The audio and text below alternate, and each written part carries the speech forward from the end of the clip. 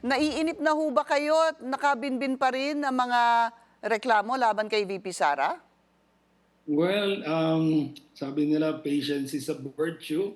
Pero nag-enjoy kami dahil nagkakaroon kami ng nakatagpo kami ng maraming kakampi laban sa katiwalian, sa systemic corruption sa gobyerno at marami pa kami na-discover.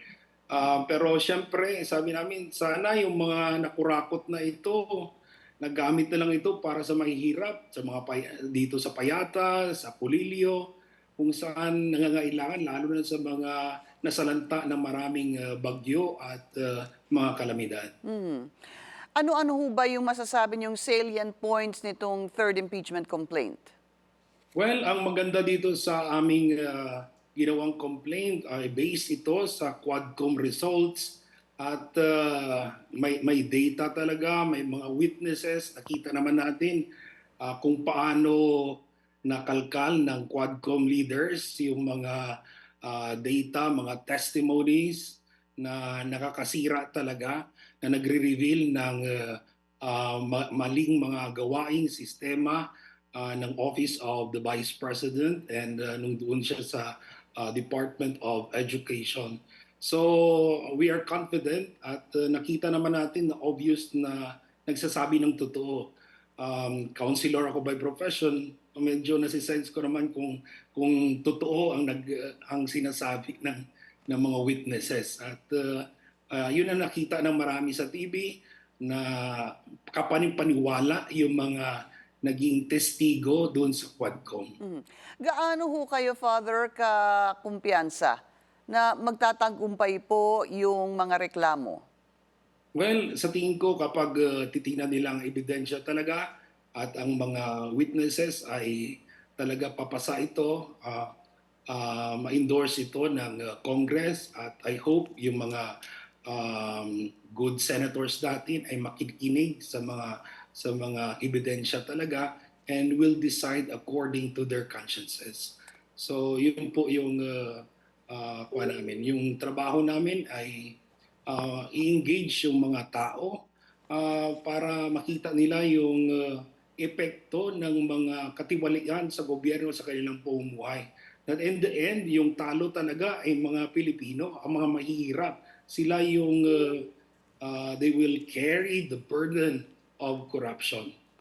Ano ho ang inyong reaksyon dito sa naganap na National Rally for Peace ng Iglesia ni Cristo kung saan naman po 1.5 million more or less ang nagtipon-tipon dito po sa Quirino Grandstand. Ang sinasabi po ng INC ay kailangan talaga ng forgiveness at kailangan po ng unity at mag-focus sa mga suliranin ng bansa.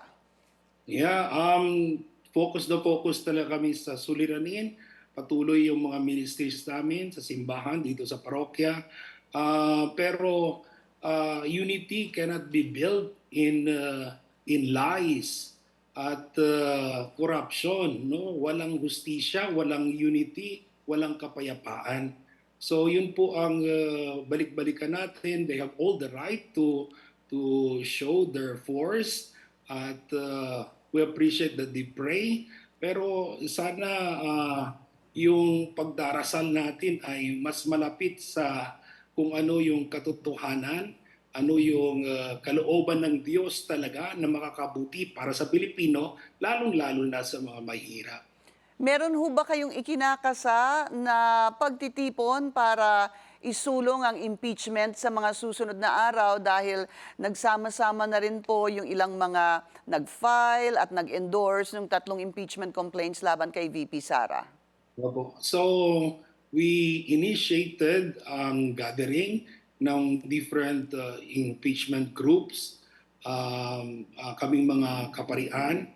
So may mga pari at madre din kasi sa iba't ibang mga impeachment groups. So magsama-sama kami at single intention na to hold accountable si Vice President Sara Duterte. At sa tingin ko pag sama-sama kami ay malaki yung maging impact nito para sa Congress to expedite yung kanilang trabaho at ultimately madala yung kaso na ito sa Senado. Ano ho ang susunod ninyong hakbang kung hindi po pala rin itong impeachment, Father? So, one shot ito, and we want to give our best sa ganitong kaso. At we pray, no, that God will make a way. In due time, maparusahan yung mga nagkasala. They will be held accountable nga. And manumbalik yung tiwala ng tao sa gobyerno. At yun, ang aming one ay always to protect the people. Ibabalik ulit kami sa aming komunidad, explain paano yung mga pagnanakaw sa community na napaparusahan, yung mga nagnakaw ng sardinas na paparusahan, dapat parusahan natin yung mga politiko na nagnakaw ng milyon-milyon. Maraming salamat po sa inyong oras. Reverend Father Bong Sarabia, isa po siya sa mga naghain ng third impeachment complaint laban kay VP Sara.